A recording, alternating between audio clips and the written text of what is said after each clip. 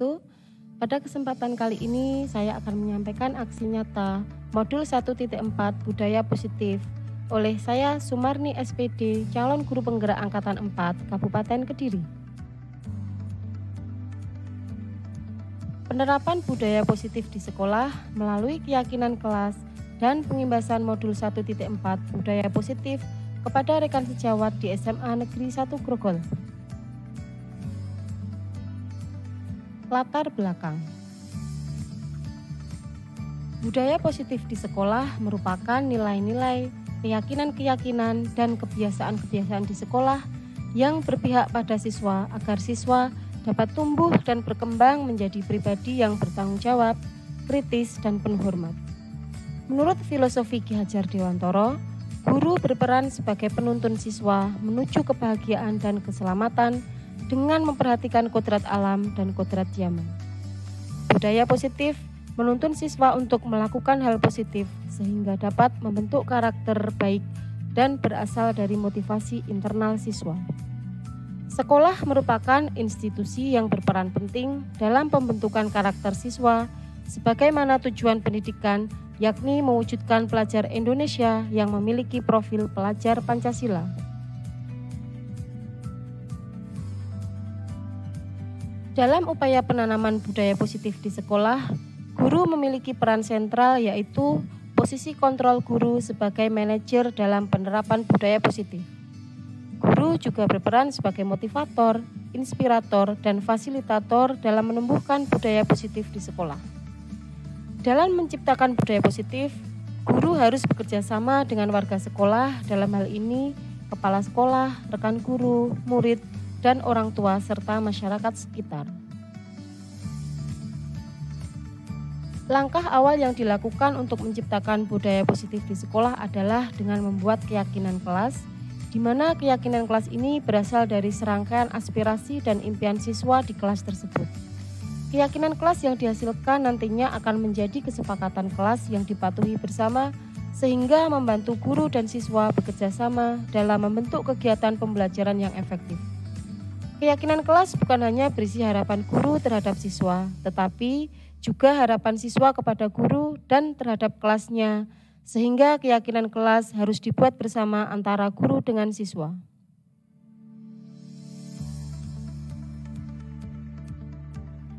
Tujuan aksi nyata. 1.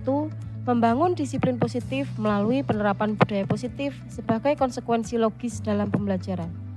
2. Menumbuhkan karakter murid dengan pendekatan humanis dan bermakna positif bagi perkembangan anak.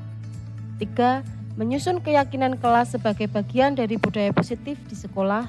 4. Untuk mewujudkan karakter profil pelajar Pancasila dengan pembiasaan positif sehari-hari dan diterapkan di sekolah. 5. Menumbuhkan motivasi intrinsik murid untuk disiplin diri sesuai dengan keyakinan kelas yang sudah dibuat bersama. Adapun lini masa kegiatan yang saya lakukan yang pertama yaitu perencanaan, kemudian pelaksanaan, dan refleksi.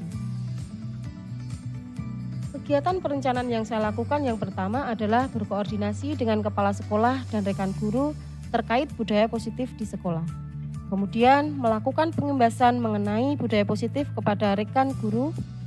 Selanjutnya yaitu perencanaan budaya positif dengan pembiasaan positif di sekolah. Kemudian, langkah selanjutnya yaitu membuat keyakinan kelas bersama siswa sebagai upaya dalam menerapkan disiplin positif dan menghindari hukuman yang kurang baik.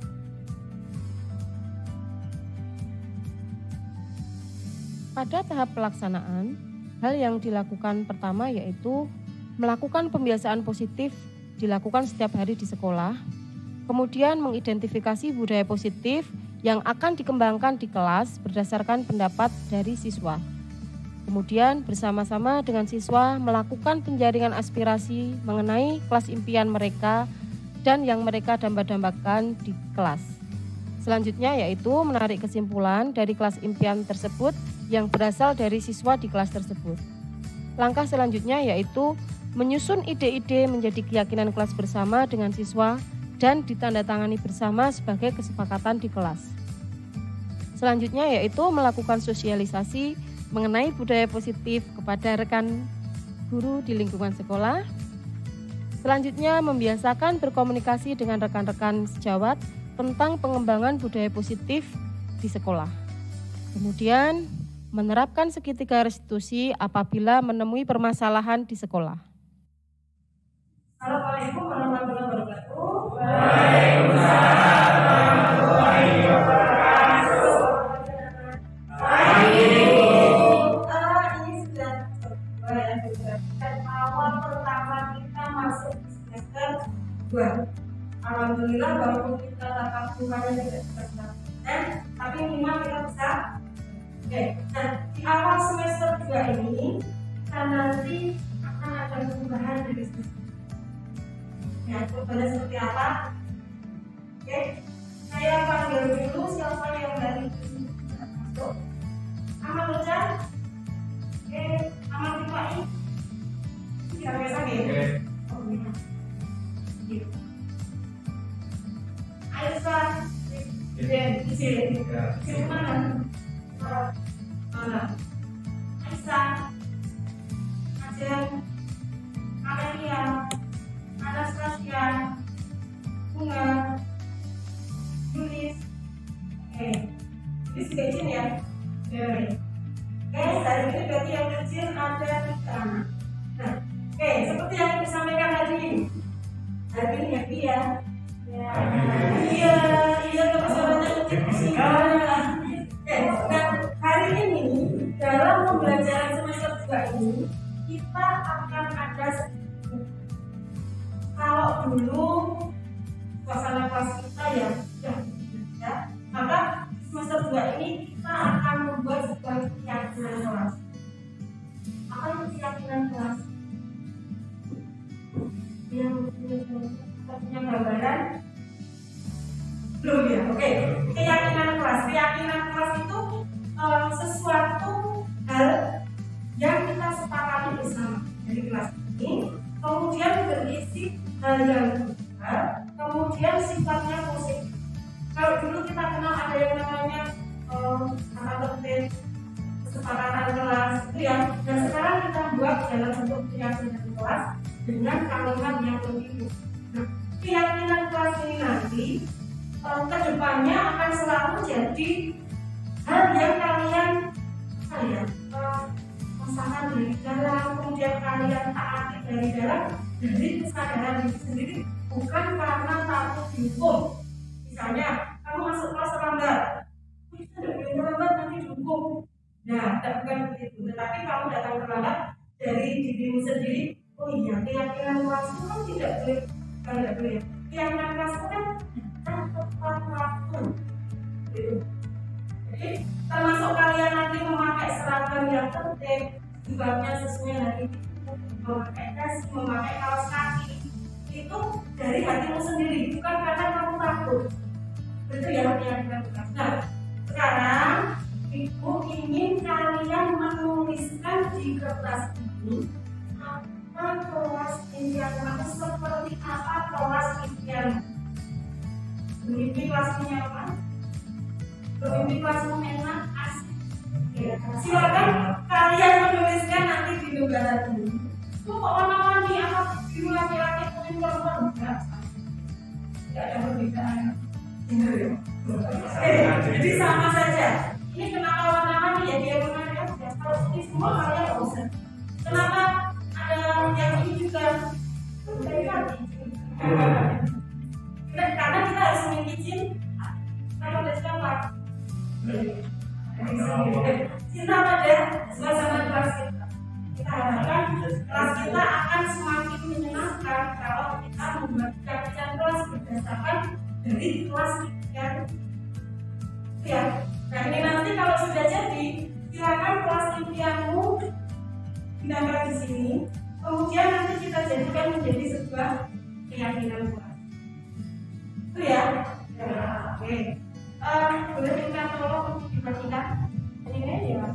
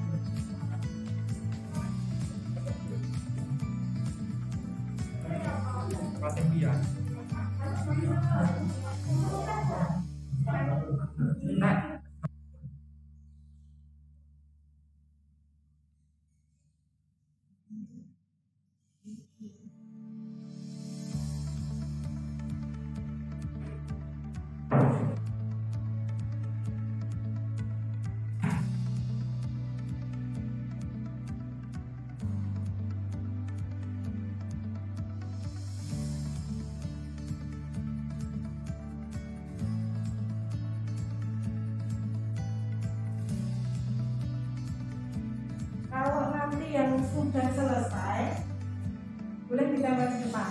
Jadi nanti di sebelah sini kalian nempelkan kelas impian kalian. Nanti ibu bacakan di kelas supaya kita menemukan keyakinan kelas dari semua yang kalian impikan. Jadi nanti kita jadikan satu, kita baca bersama-sama, terus kita wujudkan dalam keyakinan. Yang sudah, boleh kita masuk ke depan.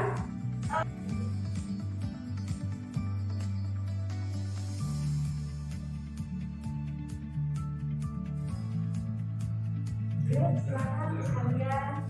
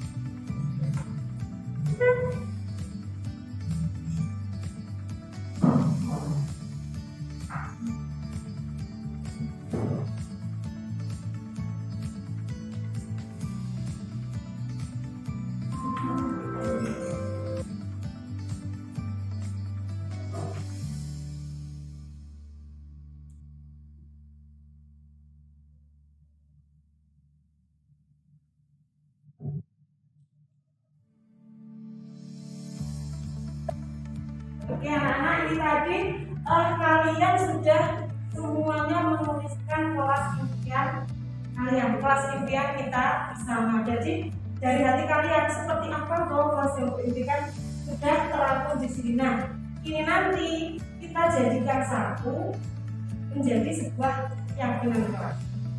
Gitu ya. Oke, membacakan. Semua teman selalu mengerjakan tugas dari Bapak Ibu guru. Habis bareng apa ya? Oke, semua teman selalu mengerjakan tugas dari Bapak Ibu guru. Berarti keyakinan kelas kita adalah mengerjakan tugas tepat waktu. Mengerjakan tugas tepat waktu. Sama saja. Kemudian semua siswa disiplin dan rajin. Semua siswa kompak dan menghormati, saling menyayangi. Kita baca lagi yang berikutnya.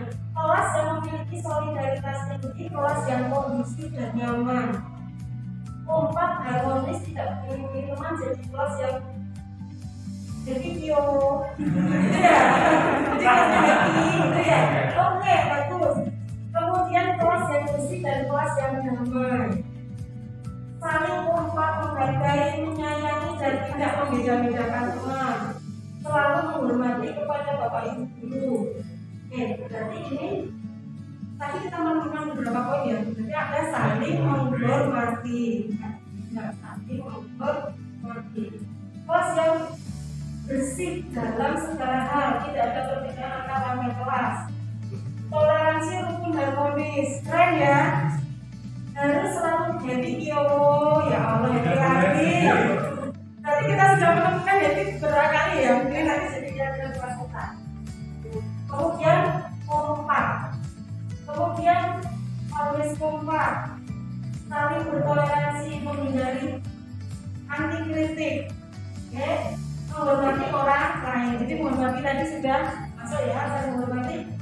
Mari kita saling menghargai meskipun berbeda pendapat. Oke, saling menghargai. Mari kita ciptakan kelas harmonis. Kita ketemu lagi kesepakatan kelas harmonis. Gimana ini? Menciptakan suasana kelas yang harmonis. Menciptakan suasana kelas yang harmonis. Kemudian menjaga kebersihan kelas. Dalam satu kelas saling mengenal dan menjaga kekompakan, saling menghormati. Menjaga kekompakan itu sudah masuk ya. Saling menghormati. Yang pertama mengerjakan tugas guru. Berarti ini menjaga kekompakan kelas. Terus di atas tadi ada solidaritas tinggi, kompak dan harmonis. Berarti kita rangkum dalam satu kegiatan bagaimana? Menjaga suasana kelas yang harmonis dan kompak. Saling menjaga. Iya, saling harmonis dan kompak. Kemudian ada lagi harmonis, saling menghargai, menjaga omongan, memiliki tujuan bersama untuk masa depan yang cerah. Menjaga omongan berarti termasuk dalam saling menghormati. Kemudian kalau menolong, tidak memiliki pemanfaatan dan peraturan. Gimana tuh ya? Menaati peraturan sekolah. Kemudian tenteram damai semua saat dimayem. Amin ya Allah. Suasana kelas harus ceria, kompak dalam segala kondisi. Menjaga kebersihan itu sudah menjaga kebersihan. Belum, ini enggak beda. Menjaga kebersihan kelas. Kemudian saya ingin kelas saya solidaritas tinggi, saling berbagi, tidak ada CDC. Siapa sih ya? Intinya saya menghormati gitu ya. Satu kelas tahu mana yang baik dan salah, lebih tertib, saling mengingatkan yang positif menjaga kita ya. Kemudian kompak sampai lulus dan tetap berteman walau sudah lulus. Oke, nah jadi tadi menjaga kebersihan kelas sudah ya. Berarti dari kelas impian kalian semua ini sudah terlalu menjadi keyakinan kelas yang sudah ditulis oleh teman kalian ya. Jadi ada 1, 2, 3, 4, 5. Nah, jadi ada 6 keyakinan kelas kita. Mbak silakan ditempel di sini. Bagian. Nah, ini nanti silakan kalian tempelkan di tempat yang mudah untuk dilihat. Artinya apa? Setiap saat kalian bisa membaca keyakinan kelas kami. Jadi masuk di dalam hati kalian bahwa ini loh keyakinan kelas. Jadi dari internal diri kalian menyadari kalau kalian apabila melakukan pelanggaran keyakinan kelas, kalian tidak jelaskan. Sudah, nanti ditempel. 1, 2.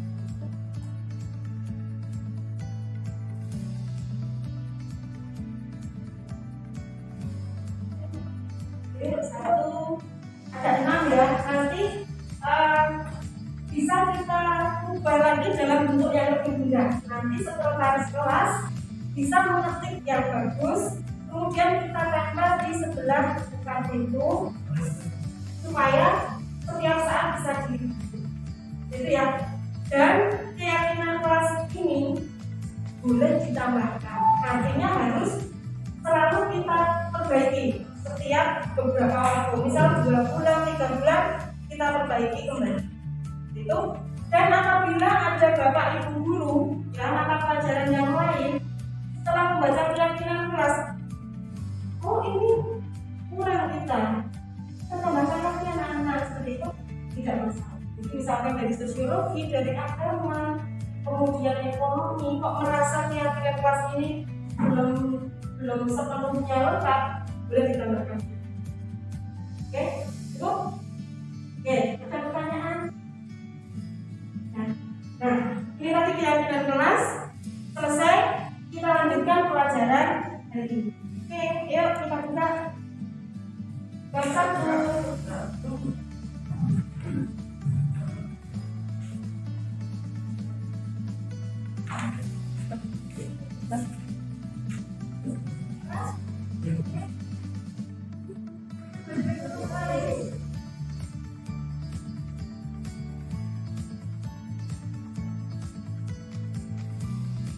Selanjutnya yaitu lini masa refleksi.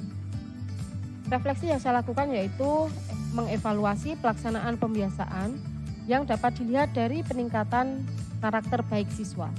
Kemudian merefleksikan kegiatan dalam pengembangan budaya positif dengan pembiasaan di kelas maupun di sekolah. Yang selanjutnya yaitu melakukan evaluasi dan tindak lanjut pelaksanaan.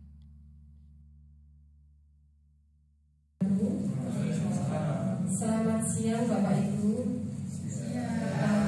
Alhamdulillah pada siang hari ini kita bisa berkumpul di ruang multimedia SMA Negeri 1 Grogol ini untuk mengikuti kegiatan pengembasan modul 1.4 budaya positif.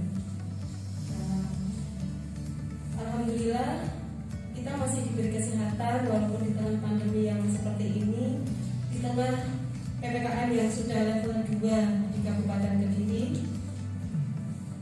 Alhamdulillah kita masih diberi kesehatan, kita juga masih diberi kesempatan untuk bisa berkumpul. Terima kasih atas waktu yang sudah diluangkan Bapak Ibu untuk menghadiri kegiatan pengembasan modul 1.4 budaya positif. Baiklah Bapak Ibu, untuk siang hari ini saya akan menjelaskan ya mengenai konsep disiplin positif dan motivasi serta 5 posisi kontrol guru. Konsep disiplin positif dan motivasi. Disiplin ya.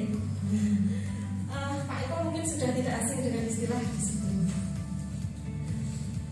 Bagaimana cara membuat murid disiplin? Kita lihat dulu ya beberapa pertanyaan itu. Kemudian siapakah yang bisa mendisiplinkan murid? Kemudian apakah guru bisa mendisiplinkan murid? Kemudian apakah kepala sekolah yang bisa mendisiplinkan murid? Atau orang tua si murid? Ataukah murid itu sendiri?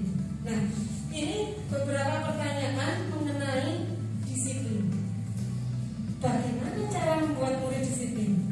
Kalau versi Pak Eko, membuat murid disiplin yaitu diri kita memberikan contoh untuk disiplin. Ya, jadi guru memberikan contoh untuk berdisiplin.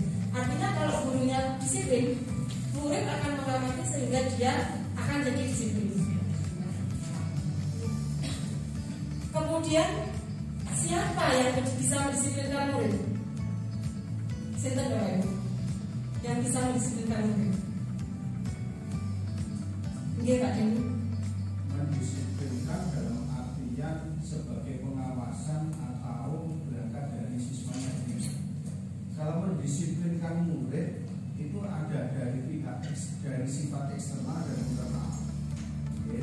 Kalau dari internal kan tentu dari siswanya sendiri. Kalau eksternal tentu dari pengawas atau petugas pendisiplin sesuai dengan peraturan. Betul sekali Pak. Gitu ya. Ya, istilahnya adalah motivasi internal dan motivasi eksternal. Ada dalam modul ini Pak. Jadi motivasi internal itu dari dalam diri sendiri. Kalau eksternal itu dari luar. Kemudian apakah guru bisa mendisiplinkan murid? Jawabannya bisa tidak? Bisa.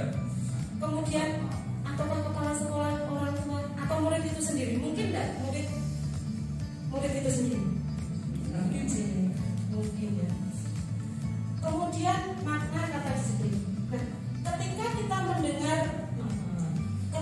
mendengar kata disiplin, jadi yang terbayang di benak kita, terlintas di pikiran kita, itu hubungannya kalau disiplin selalu dengan tata tertib, teratur, kepatuhan pada peraturan. Itu yang langsung di pemikiran di otak kita. Kalau ada kata disiplin, ya terkait dengan peraturan.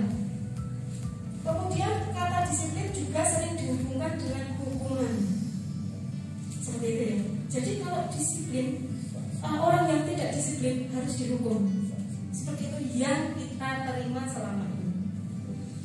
Nah, padahal sesungguhnya berbeda. Karena belajar tentang disiplin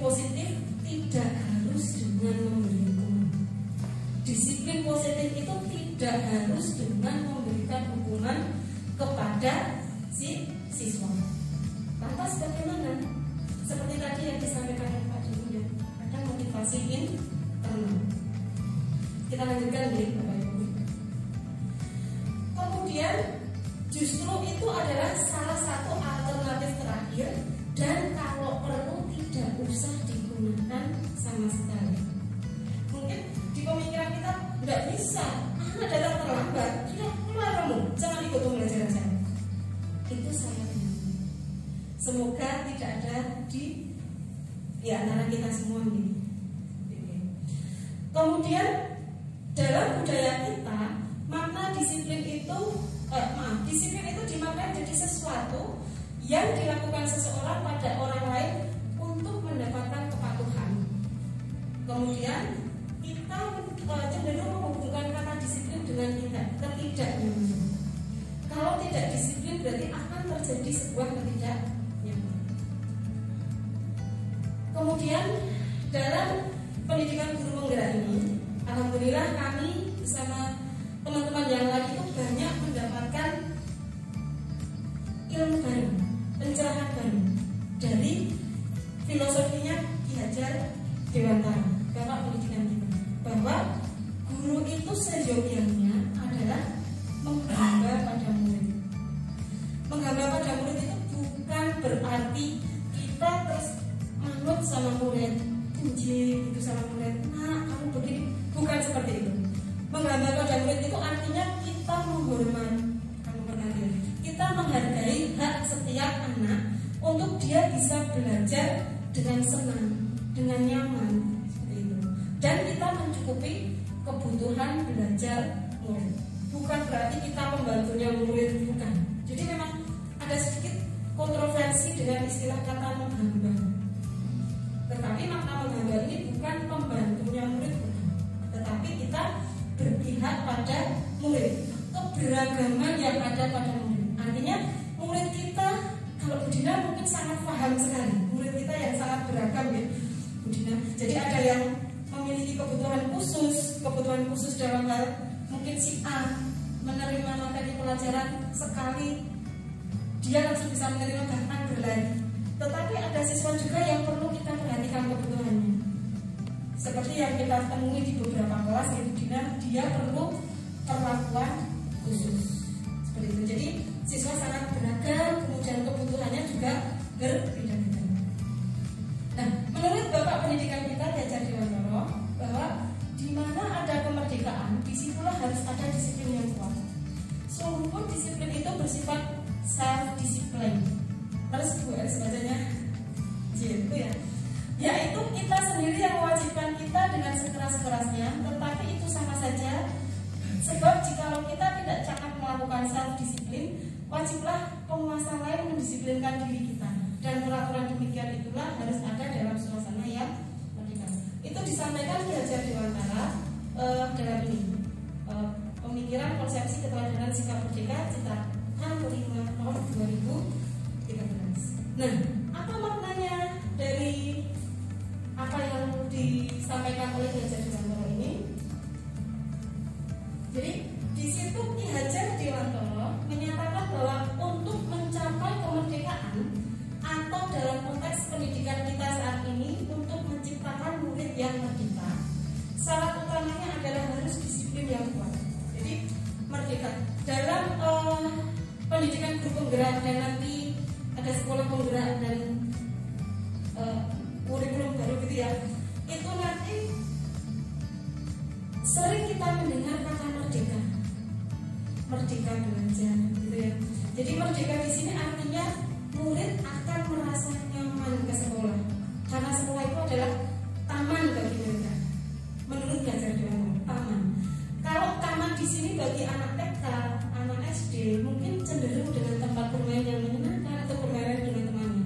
Tetapi taman bagi anak SMA itu adalah tempat sekolah yang menyenangkan. Jadi anak ke sekolah itu sudah happy dari rumah, bukan ya Allah di sekolah seperti itu. Enggak. Jangan sampai siswa kita begitu mau ke sekolah yang ada di pikiran pertama sudah tidak nyaman, sudah tidak suka lagi. Ya ketemu pelajaran gimana menang, seperti itu. Jadi jangan sampai anak berpikiran karena ada satu mata pelajaran tertentu atau guru tertentu jadi menyebabkan dia tidak nyaman di sekolah.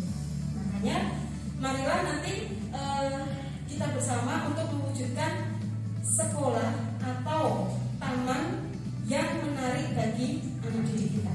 Jadi dibuat anak nyaman ke sekolah. Nah, ini disiplin yang dimaksud adalah disiplin diri yang memiliki motivasi internal.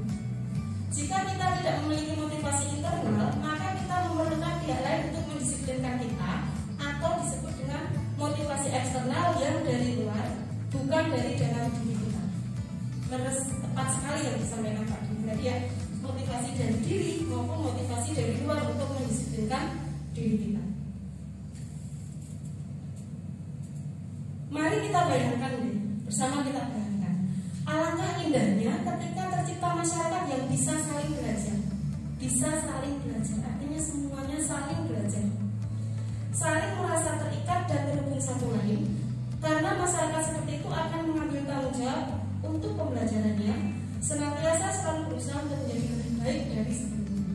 Itulah tujuan dari disiplin diri. Jadi, tujuan dari disiplin diri kita adalah kita saling belajar, saling merasa terikat, terhubung satu sama lain, kemudian akan mengambil tanggung jawab dan ini berusaha untuk menjadi lebih baik dari sebelumnya. Jadi untuk berubah lebih baik secara instan itu sulit. Jadi berubah itu tentunya memerlukan proses, dan proses itu sendiri terkadang mendapatkan banyak tantangan, mendapatkan banyak pro dan mendapatkan kontra. Biasanya lebih banyak kontranya.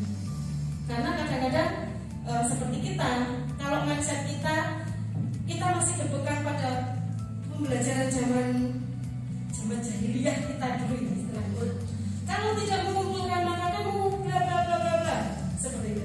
Nah, alhamdulillah setelah mengikuti pendidikan guru penggerak ini, sedikit banyak sudah membuka hati, membuka pikiran saya mengenai Merdeka Belajar, mengenai keberagaman siswa.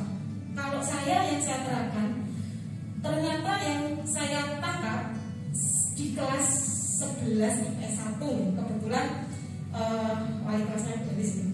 Di 11 IPS 1 ada satu anak namanya X dan satu anak namanya Z. Si X dan si Z ini, karena saya kelas 10-nya tidak mengajar kelas itu, sehingga saya tidak tahu seperti apa anaknya. Yang jelas menggema di ruang guru si X dan si Z yang bandel, yang begini, tidak tertib dan seterusnya. Sehingga saat saya masuk ke kelas itu, yang ada di pikiran saya juga si X dan Z juga seperti itu. Saya memberikan tugas-tugas sama satu kelas, harus kerjakan ini, dikumpulkan ini dan seterusnya. Sampai akhirnya setelah saya ketemu secara langsung sama si X dan Z, ternyata dua anak ini memiliki karakter yang berbeda, keunikan yang berbeda. Si X itu cenderung diam, dan ternyata dia tidak suka menulis banyak, sedangkan tugas saya banyak menulisnya. Seperti itu. Ternyata si anak bakatnya, hobinya menggambar, dan si anak tidak seperti yang saya terima pada awalnya, bocah bandel, anak nakal, anak tidak disiplin dan seterusnya. Padahal tidak. Kemudian si Z itu setelah ngobrol dengan saya, ternyata, Bu, saya itu bisa, Bu, tapi saya tidak bisa belajar sendiri di rumah. Saya sukanya belajar begini bersama teman-teman. Dan ternyata mereka itu aktif dan cerdas menurut saya. Artinya apa? Kita harus mengerti masing-masing keunikan si anak. Setelah saya ubah pembelajaran saya beri kesempatan si anak mengerjakan tugas sesuai minatnya, seperti si X tadi ya. Si X tadi ternyata bakatnya memang menggambar. Jadi setelah dia membaca materi yang akan saya terangkan, yang ada di bab itu, dia kemudian menuangkan dalam sebuah gambar dan hasilnya bagus dan tertib. Seperti itu. Kemudian si Z begitu pula. Ternyata dia juga punya keunikan. Dan setelah saya telusuri, si Z ini ternyata sejak SD dia itu berprestasi. Nah, itulah sedikit cerita mengenai keberagaman dan keunikan memberikan anak didik kita. Jadi kita tidak bisa memukul rata. Kalau tidak mau dengan saya, tidak disiplin berarti dia salah, tidak bisa. Ternyata kita harus belajar dari diri sendiri kita bahwa masing-masing anak itu unik. Kalau dalam seni seperti mungkin Pak Ugi, seperti Bu Kandi, kamu kenapa tidak menari dengan begini? Nah, mungkin bisa jadi si anak memang tidak bakat menari. Ya, seperti itu. Kemudian yang berikutnya 3 motivasi perilaku manusia. Jadi pada dasarnya manusia melakukan sebuah tindakan atau berperilaku itu didasari oleh 3 motivasi. Menurut Diane Bowson dalam bukunya Restructuring School Discipline menyatakan ada 3 alasan motivasi perilaku manusia. Ada 3 alasan utama dari perilaku manusia. Yang pertama adalah untuk menghindari ketidaknyamanan atau hukuman. Kemudian yang kedua mendapatkan imbalan atau penghargaan dari orang lain atau mendapat pujian, sama saja ya. Kemudian yang ketiga untuk menjadi orang yang mereka inginkan dan menghargai diri sendiri dengan nilai-nilai yang mereka percaya. Jadi ada 3 motivasi termasuk kita. Mungkin saya contohkan Pak Dimas. Pak Dimas datang ke sekolah, saya amati itu selalu kurang dari jam 7 pagi. Nah, mungkin Pak Dimas ada motivasi tertentu, Pak. Apakah karena menghindari ketidaknyamanan, misalkan kalau saya terlambat nanti dihukum kepala sekolah, nanti ditegur kepala sekolah, ataukah dan yang lain? Kalau Pak Dimas? Kalau saya lebih nggak enak kalau dilihat sama anak-anak daripada juga sama guru, karena kita kan sebagai contoh kalau kita nggak memberi contoh yang baik untuk kita lebih awal, maka nanti murid-muridnya itu sama. Ya.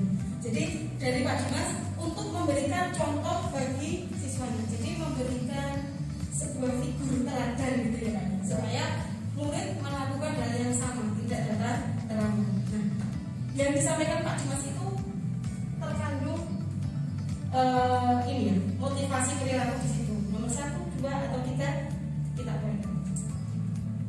Jadi yang pertama, motivasi kita melakukan sebuah perilaku ya. Yang pertama adalah untuk menghindari ketidaknyamanan atau hukuman. Kalau yang di sini kita melihat dari sisi siswa ya. Kalau tadi dari sisi Bapak Ibu guru, dari siswa. Jadi untuk menghindari ketidaknyamanan atau hukuman ini adalah tingkat terendah dari motivasi perilaku manusia. Jadi tingkat terendah motivasinya apa? Untuk menghindari ketidaknyamanan atau hukuman. Aku tidak boleh kurang daripada nanti dihukum. Saya tetap biar nanti tidak bayar denda kelas lagi. Seperti itu. Motivasinya ini menghindari ketidaknyamanan atau hukuman. Kalau saya misalnya datang ke sekolah lebih awal supaya sekolahnya tidak lihat. Kalau kepala sekolah lihat nanti saya ditegur. Nah, itu salah satu contoh menghindari ketidaknyamanan. Kalau ditegur kan tidak nyaman, ditegur kepala sekolah. Nah, biasanya orang yang motivasi perilakunya menghindari hukuman atau ketidaknyamanan akan bertanya, apa yang akan terjadi apabila saya tidak melakukannya? Kemudian sebenarnya mereka sedang menghindari permasalahan yang mungkin muncul atau pengaruh secara fisik, psikologis maupun tidak terpenuhnya kebutuhan mereka bila mereka tidak melakukan tindakan tersebut. Misalnya tadi mengumpulkan tugas.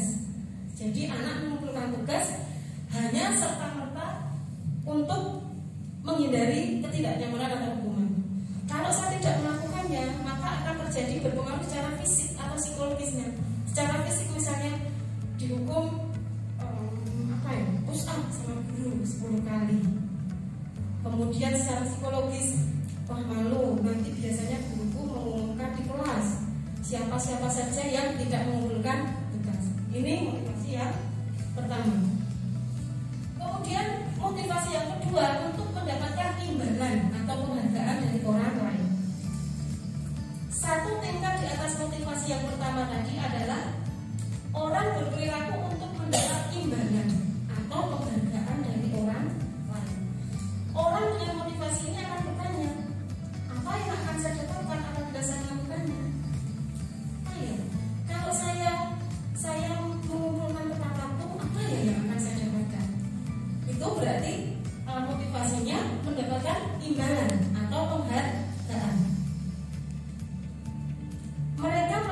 sebuah tindakan untuk mendapat pujian dari orang lain yang menurut mereka penting dan mereka letakkan dalam dunia berkualitas mereka. Jadi ya, pujian.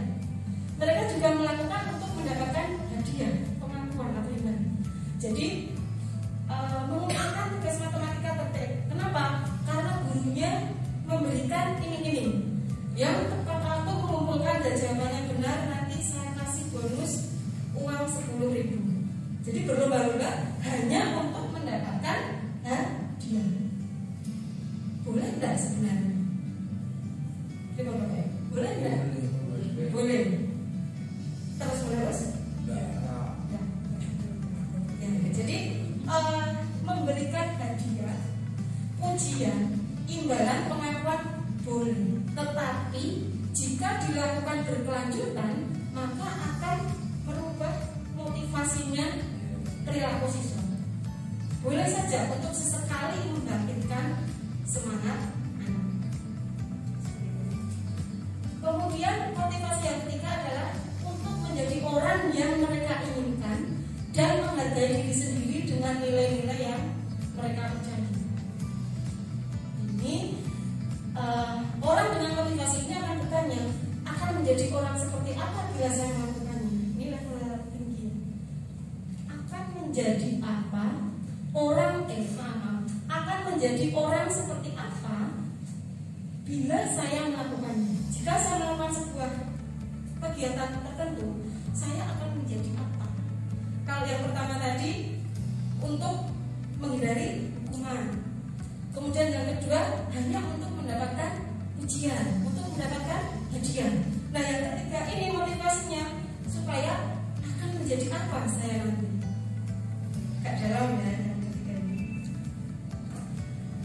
Mereka melakukan sesuatu karena nilai-nilai yang mereka yakini dan hargai.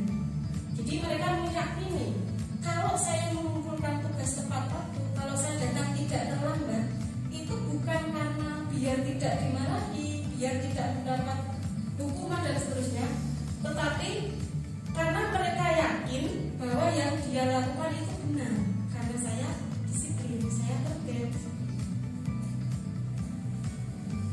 Ini adalah motivasi yang akan membuat seseorang memiliki disiplin positif, karena motivasi berperilakunya bersifat internal, bukan eksternal. Kalau yang 1, 2 tadi semuanya eksternal, kalau yang ini internal, karena dia berpikir saya mau jadi apa, seperti itu. Kemudian tujuan dari disiplin positif. Jadi disiplin positif adalah menanamkan motivasi yang ketiga. Jadi Bapak Ibu melakukan disiplin yang positif tadi, tujuannya untuk menanamkan yang ketiga tadi, poin yang ketiga, yaitu menjadi orang yang mereka inginkan dan menghargai diri sendiri dengan nilai yang percaya. Jadi siswa melakukan sesuatu hal itu untuk dari internal dirinya, bukan karena dari luar. Nah, kalau sudah dari internal dirinya, maka dia akan menghargai diri sendiri dengan nilai-nilai yang mereka percaya. Kalau saya disiplin, maka saya akan terbiasa disiplin. Maka perilaku disiplin ini akan saya bawa sampai dewasa. Saat saya hidup dalam lingkungan kerja, saat saya hidup dalam kehidupan rumah tangga, bermasyarakat seperti itu. Karena sudah tertanam sedari dulu. Ketika murid-murid kita memiliki motivasi tersebut, mereka telah memiliki motivasi intrinsik yang berdampak jangka panjang. Motivasi yang tidak akan terpengaruh pada hukuman, pada adanya hukuman atau hadiah. Jadi kalau dari dalamnya sudah ada motivasi dari diri sendiri, entah mau dihukum, entah tidak, entah mau dapat hadiah, entah tidak, dia tetap melakukan hal kebaikan tersebut atau disiplin positif tersebut. Ini ya, tetap berperilaku. Kemudian yang berikutnya mengenai 5 posisi kontrol. Jadi kita sebagai seorang guru itu memiliki 5 posisi kontrol. Yang pertama, kita sebagai penghukum. Yeah. Apakah sama pernah jadi penghukum? Sama, saya juga iya. Kemudian membuat orang merasa bersalah. Seperti apa? Nanti kita uraikan di belakang. Kemudian kita posisi kontrol kita sebagai teman pada murid-murid kita. Kita pemandu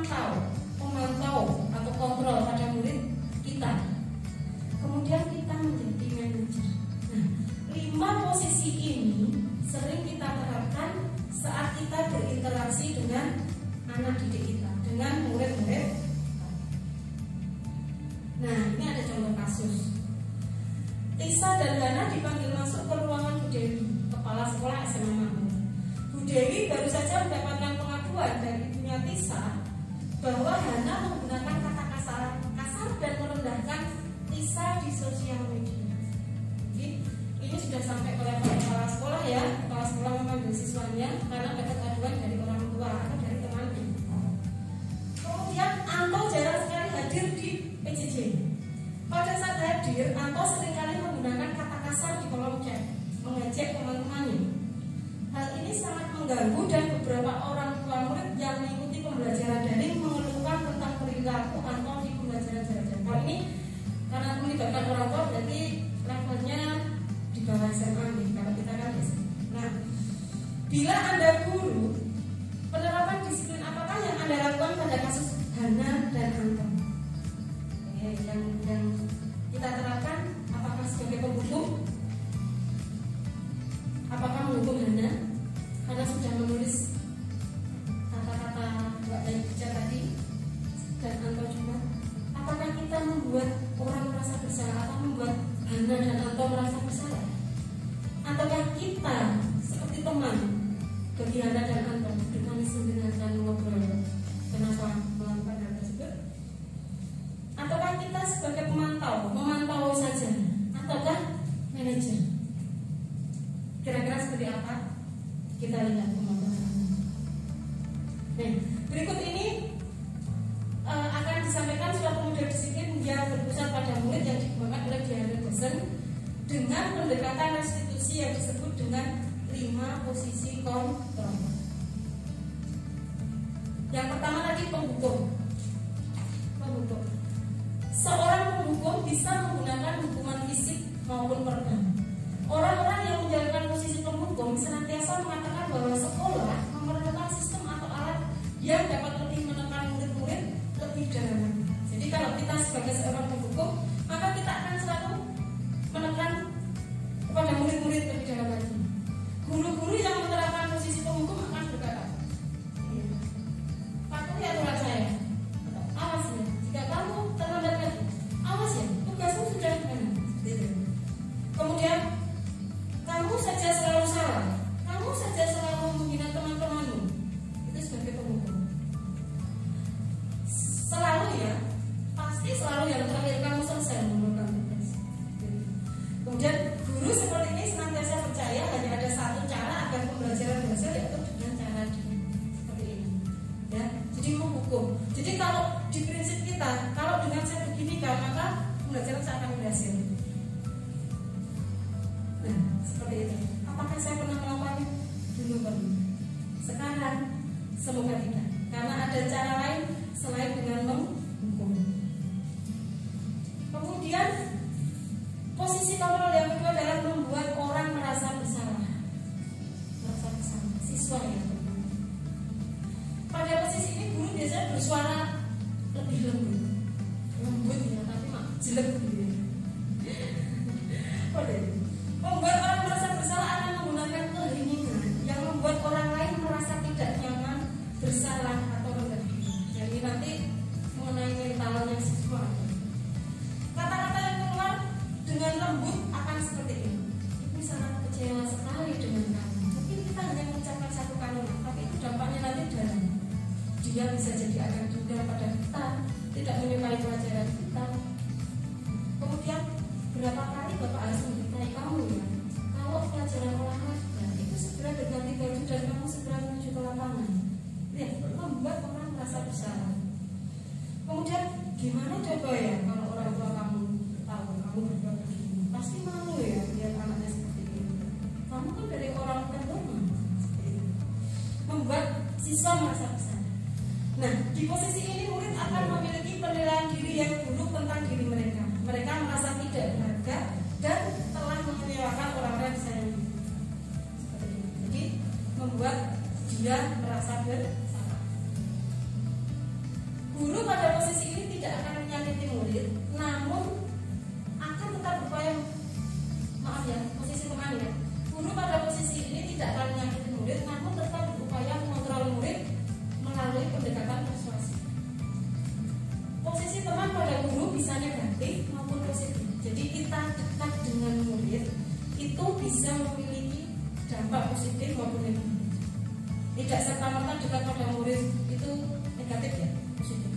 bisa jadi positif. Termasuk Pak Eko ya, sangat dekat dengan para murid, ya Pak. Sehingga mungkin ada kolom-kolom juga sama anak-anak. Kemudian positif di sini berupa hubungan baik yang terjalin antara guru dan murid. Jangan sampai guru itu kok takut, murid kok takut pada seorang guru. Karena kalau sudah takut, maka yang terjadi adalah dia tidak menyukai pembelajarannya. Kalau tidak menyukai, sampai kapanpun dia nggak akan bisa mata pelajaran tersebut. Jadi intinya adalah menjalin hubungan baik dengan murid. Kemudian guru di posisi teman menggunakan hubungan baik dan humor untuk mempengaruhi seseorang. Kalau di sekolah kita Budina yang sangat akrab dengan murid Budina ya.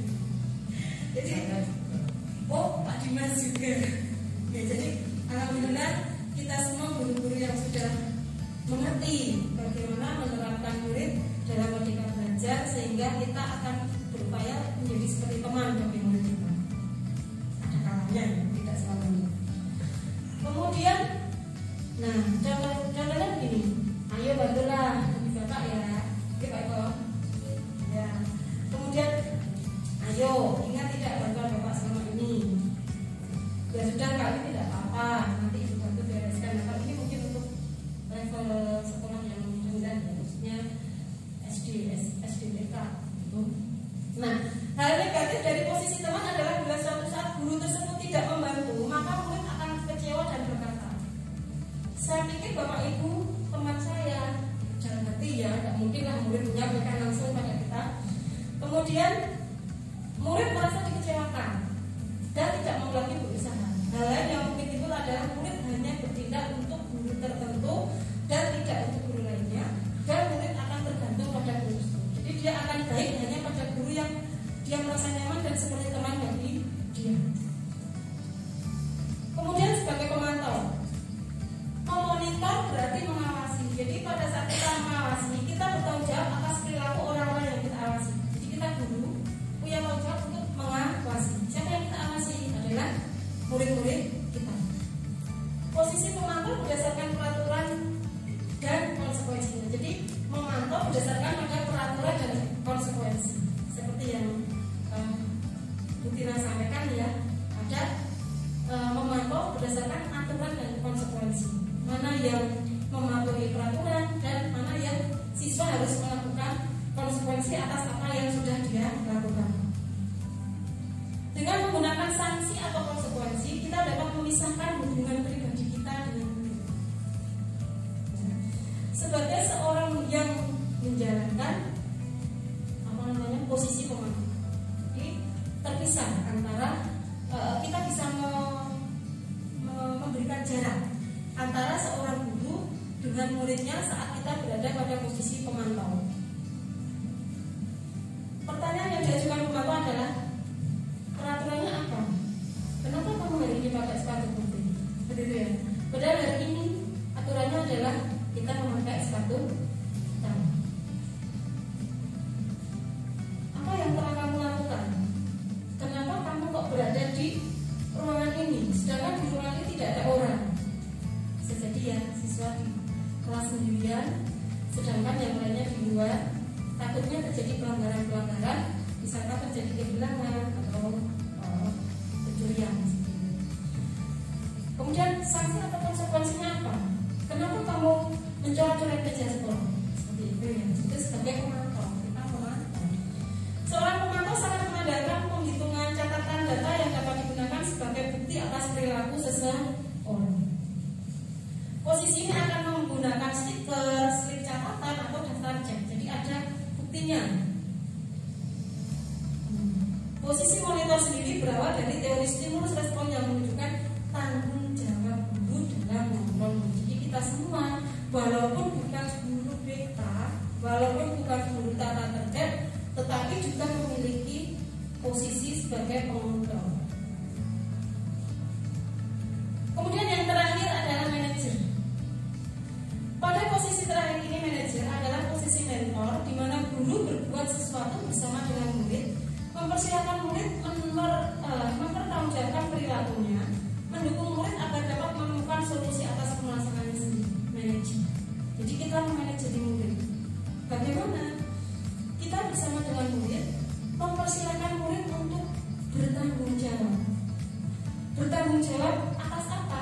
Atas perilakunya dia. Kemudian mendukung murid untuk menemukan solusi atas permasalahannya sendiri. Jadi kita lebih seperti ya fasilitator ya Pak Dimas, memfasilitasi anak.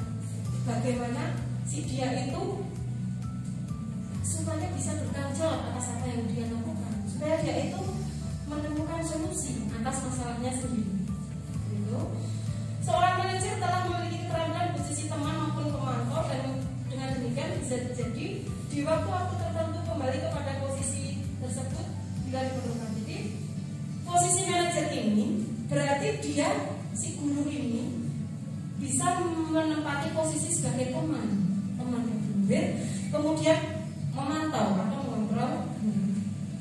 Namun bila kita menginginkan murid kita menjadi manusia yang merdeka, mandiri dan bertanggung jawab, maka kita perlu mengacu pada institusi yang dapat menjadikan murid kita seorang manajer bagi dirinya sendiri. Untuk prostitusi nanti akan disampaikan oleh Pak Ivan. Nah, di manajer ini murid diajak untuk menganalisis kebutuhannya sendiri. Kebutuhan diri ini artinya bukan kebutuhan finansial atau barang gitu ya, tetapi kebutuhan saat dia berada di lingkungan sekolah. Penekanan di sini bukan kemampuan membuat konsekuensi, namun dapat berkolaborasi dengan murid bagaimana memperbaiki kesalahan yang ada. Jadi kita itu berkolaborasi dengan murid supaya bagaimana si murid itu bisa memperbaiki kesalahannya dia. Itu. Nah, seorang manajer akan mengatakan apa yang kita yakini pada keyakinan kelas. Jadi keyakinan kelas itu sebuah keyakinan yang ada di kelas yang diwujudkan dari siswa-siswa di kelas tersebut. Jadi pertamanya adalah dengan membuat kelas impian. Kita mengumpulkan data-data dari siswa, kemudian masukan dari siswa seperti apa toh impian mereka. Nanti saya sampaikan videonya. Terus jika kamu meyakininya, apakah kamu bersedia memperbaikinya? Jadi kita kan manajer tadi, fasilitator ya, memfasilitasi anak untuk dia memperbaiki diri dan kembali ke keyakinan kelasnya kepada hal yang positif. Tugas seorang manajer bukan untuk mengatur perilaku seseorang. Kita membimbing murid untuk mengatur dirinya sendiri. Jadi kita bukan mengatur murid, kita memfasilitasi saja sehingga si murid itu bisa mengatur dirinya sendiri. Seorang manajer bukannya memisahkan murid dari kelompoknya, tapi mengembalikan murid tersebut ke kelompoknya agar lebih baik dan kuat. Misalkan si murid melakukan sebuah kesalahan, pelanggaran, atau harus melakukan konsekuensi tertentu, kita tidak lantas memisahkan si murid itu dari komunitasnya, dari kelasnya, tetapi kita perbaiki selaku manajer sehingga si siswa tersebut bisa kembali ke kelasnya, ke komunitasnya dan bisa diterima. Gitu. Nah, bisa jadi dalam praktek penerapan disiplin sehari kita akan kembali ke posisi teman atau pemantau. Dalam praktek kesehariannya kita bisa menjadi seorang teman atau pemantau kepada murid kita. Karena murid yang ditangani belum siap diajak diskusi atau diundang untuk berdiskusi. Jadi kita sebagai teman atau pemantau saja. Namun perlu disadari bahwa tujuan akhir dari 5 posisi kontrol seorang guru adalah mencapai posisi manajer. Yang utama adalah manajer, bukan penghukum ya, tapi manajer. Nah, manajer di mana posisi inilah murid dapat menjadi pribadi yang mandiri.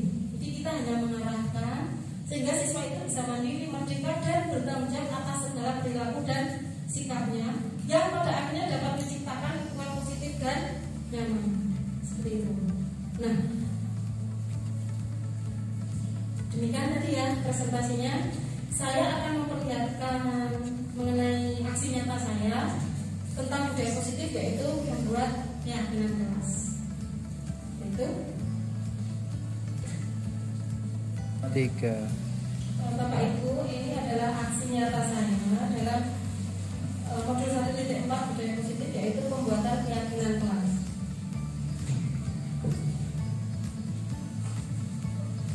Jadi setelah saya jelaskan kepada anak didik saya mengenai apa itu keyakinan kelas, kemudian saya jaring aspirasi mereka untuk menuliskan kelas impian mereka itu seperti apa. Jadi setiap siswa menuliskan impian dia di kelasnya itu seperti apa kelasnya. Ada yang memberikan kelas saya yang rukun, harmonis, kelas yang saling menghormati, kelas yang tertib, seperti itu.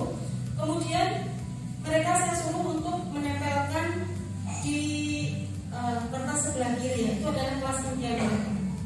Sedangkan kelas yang sebelah kanan itu nanti dari kelas impian yang mereka tulis ini kita rumuskan bersama-sama dalam satu kelas mengenai keyakinan kelas. Nah, keyakinan kelas itu adalah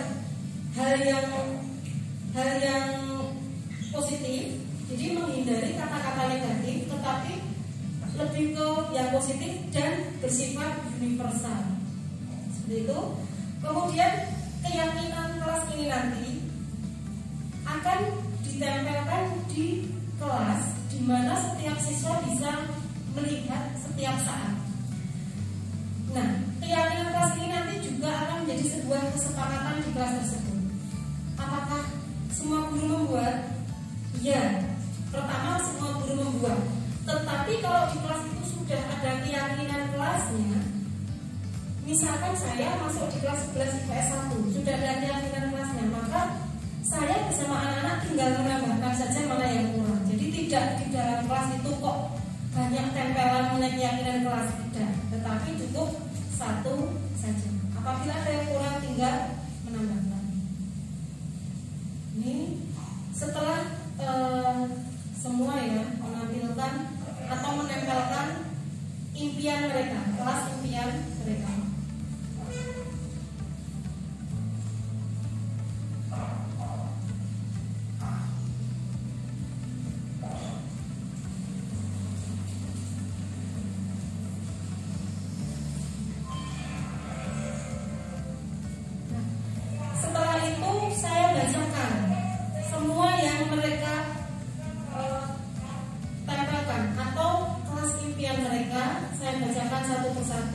Kemudian kita rumuskan bersama-sama menjadi keyakinan kelas.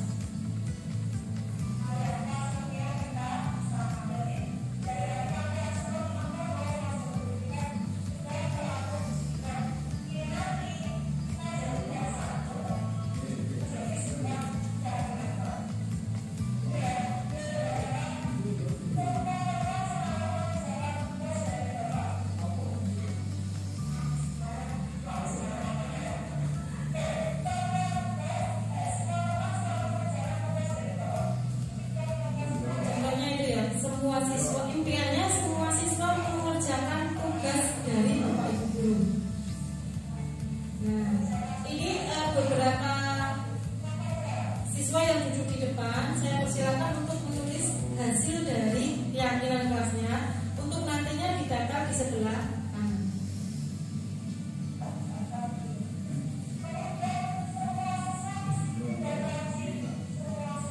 Disiplin dan rajin, saling menyayangi,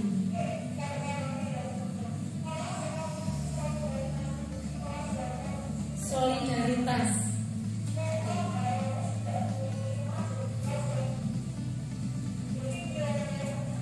bahasa Korea ya, biasanya anak. Jadi impiannya kelas yang bahagia. Jadi berada di kelas mereka bahagia. Saling kompak, saling menghargai, saling menyayangi, menghormati Bapak Ibu guru, itu impian mereka.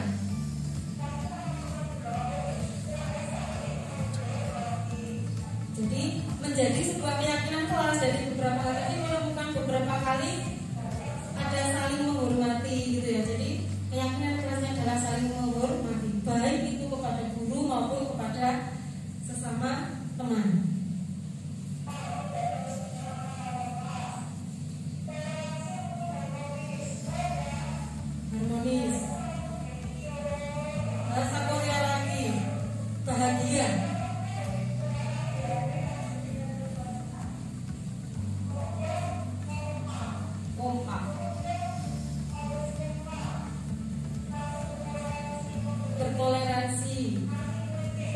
menghindari anti kritik.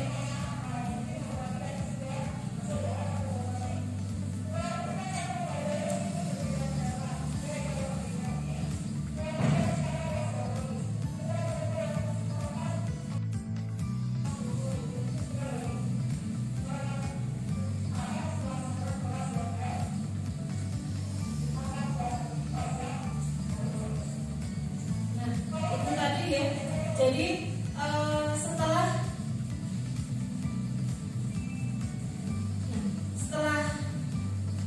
membuat keyakinan keras, maka keyakinan yang sudah terbentuk tadi kemudian ditandatangani oleh ketua, sekretaris, bendahara, dan saya sendiri selaku guru mata pelajaran. Nah itu tadi untuk Bapak Ibu guru apabila masuk di kelas tersebut boleh menambahkan apabila ada yang masih belum sesuai menurut Bapak Ibu. Seperti itu mengenai aksi nyata saya, yaitu membuat keyakinan kelas. Demikian yang dapat saya sampaikan. Yang berikutnya adalah sesi tanya jawab atau sesi sharing. Mungkin Bapak Ibu guru ada yang mau menambahkan, mungkin Bapak Ibu guru ada yang mau bertanya, kami persilakan. Iya Pak, monggo Pak pakai mic. Terima kasih Bu, ini sebatas sharing kenyataan di lapangan. Ini berdasarkan pada masa sekarang. Anak-anak kita ini kena masa pandemi sejak tahun 2019. Terus sekarang 2020. Berarti ada jenjang di mana kita tidak dekat sama mereka. Jadi saya sulit untuk menjadi ke posisi teman atau manajer. Kenapa? Karena masa-masa itu anak itu tidak mengenal bangku sekolah, sehingga attitude, perilaku, sikap sangat kurang. Begitu. Kenapa? Karena pergaulan di luarnya lebih dominan. Sikap pengaruh perilaku seorang anak itu kan dipengaruhi yang paling besar adalah lingkungan. Nah, karena dia banyak di luar lingkungan. Jadi permasalahannya di sini perilaku itulah yang membuat saya di masa pandemi ini selama 3 tahun itu bersikap menjadi seorang pembuku dan seorang yang menyalahkan orang lain yang kedua tadi. Itu yang bisa saya lakukan untuk anak tersebut agar bisa ikut di koridor pola pikir kita, pola pikir saya untuk menyampaikan materi. Selama itu yang akan saya lakukan. Apakah saya salah dengan kondisi semacam ini? Terima kasih. Terima kasih Pak Eko. Pertanyaan yang sangat luar biasa menantang kita. Jadi selama pandemi dari 2019 Maret tanggal 16 kita sudah mulai PJJ sampai sekarang kita masih mengalami pandemi dengan tragedi pasang surut yang kadang tatap muka 50%, kadang yang tatap muka 100% sudah kita nikmati dan kembali lagi ke 50%. Dari yang dulu dari murni 100% semuanya kita lalui. Dan saat itu pula kita mengalami ada jarak dengan siswa secara psikologis karena kita hanya melakukan tatap maya. Jadi tidak ketemu langsung, hanya melalui Google Meet terkadang karena anak kita ada yang berkendara berusaha.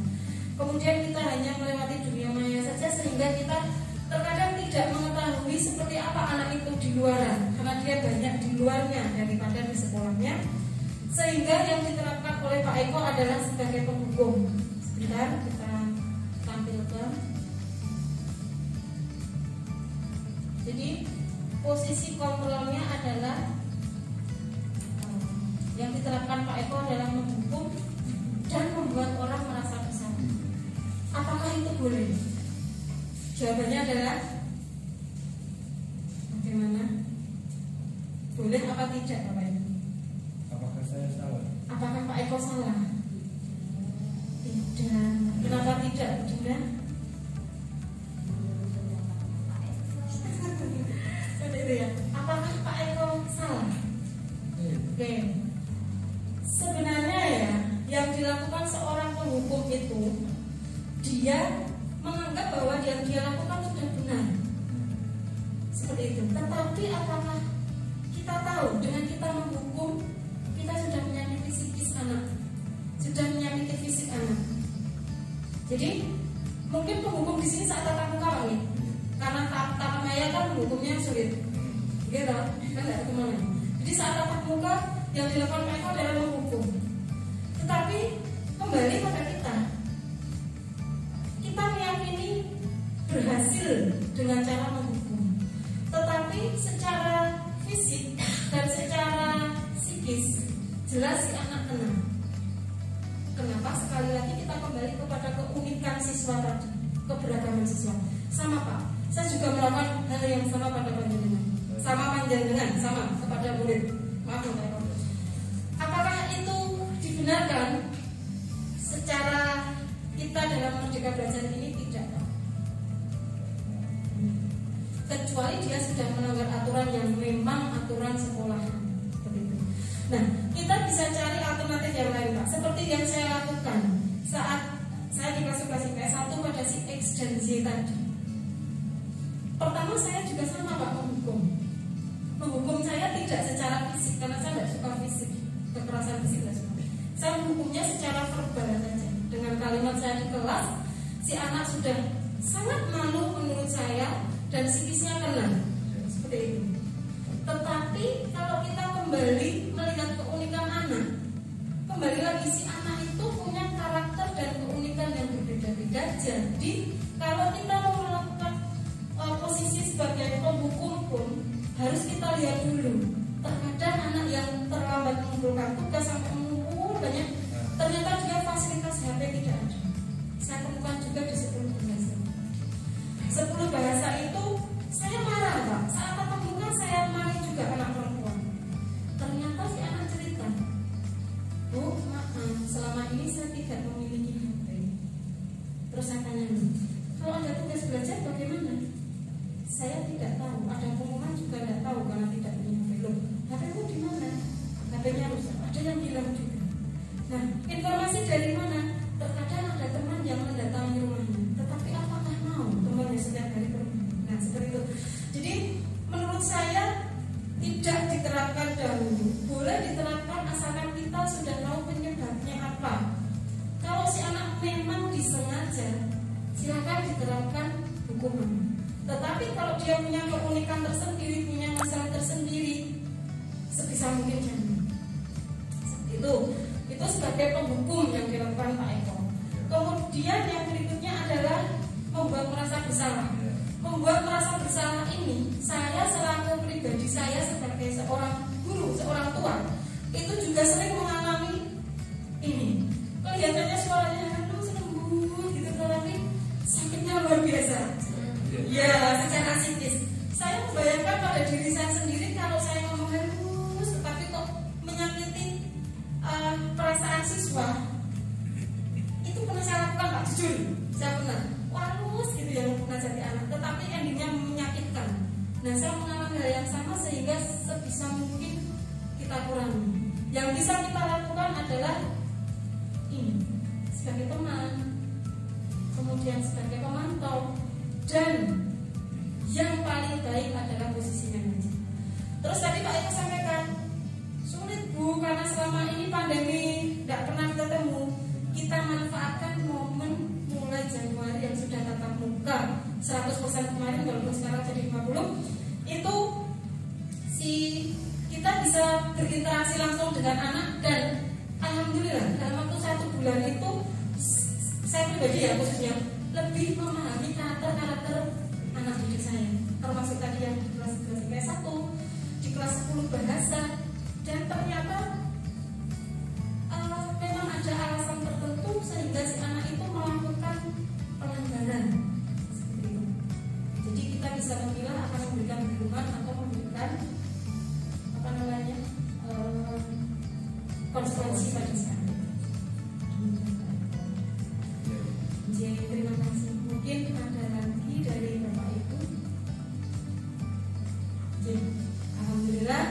Semoga pemaparan ini bermanfaat. Marilah kita sama-sama tergerak. Kita sama-sama tergerak dari hati kita. Kemudian setelah kita tergerak, oh begini loh ternyata yang seharusnya. Oh selama ini saya salah loh ternyata. Nah, kita sama-sama bergerak. Oke.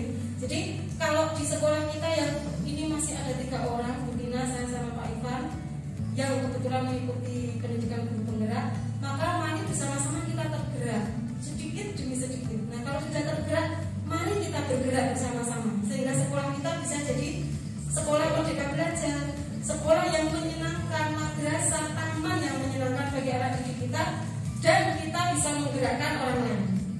Semangat ya Bapak Ibu Guru. Tergerak, bergerak, dan menggerakkan. Tergerak dari hati, bergerak bersama-sama, dan terakhir kita bisa menggerakkan sesama teman kita untuk menjadi lebih baik. Demikian, terima kasih atas perhatiannya. Assalamualaikum warahmatullahi wabarakatuh. Waalaikumsalam warahmatullahi wabarakatuh. Assalamualaikum warahmatullahi wabarakatuh. Saya Idelio Tirga Enesa dari kelas 11 IPS 1 akan memberikan komentar atau testimoni mengenai calon guru penggerak yaitu Ibu Sumarni.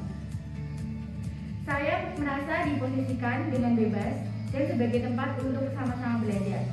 Saya merasa nyaman dan bebas berekspresi dan juga diberikan hak yang bebas dalam pembelajaran.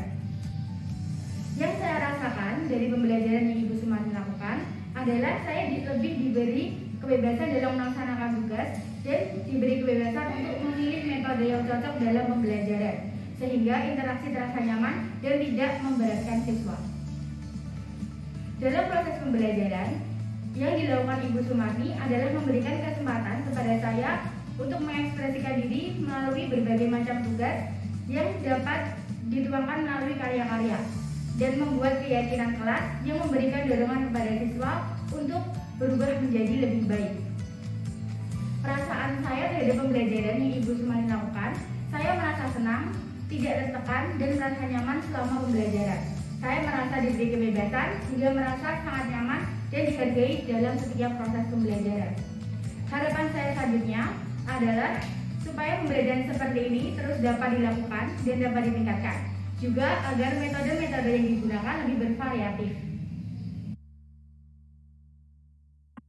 Assalamualaikum warahmatullahi wabarakatuh. Saya Siti Nurfarida akan memberikan tanggapan terhadap aksi nyata yang telah dilakukan oleh Ibu Sumarni. Tanggapan saya, aksi nyata yang dilakukan oleh Ibu Sumarni sangat baik karena dapat menumbuh kembangkan budaya positif yang ada di sekolah. Perubahan dalam menerapkan budaya positif dengan menghadapi peserta didik yang notabene adalah usia remaja di mana karakter yang sudah dibentuk akan tumbuh dan berkembang menjadi pribadi yang berempati. Saya terinspirasi dari adanya calon guru penggerak ini di sekolah karena saya melihat penerapan positif yang dilakukan oleh Ibu Sumarni dalam membentuk karakter yang ada di sekolah. Selain itu, perubahan baik yang ditunjukkan oleh Ibu Sumarni antara lain yaitu memberikan respon yang untuk saling menyemangati dalam pembelajaran serta juga menerapkan pembudayaan senyum, sapa, salam di sekolah. Terima kasih. Wassalamualaikum warahmatullahi wabarakatuh.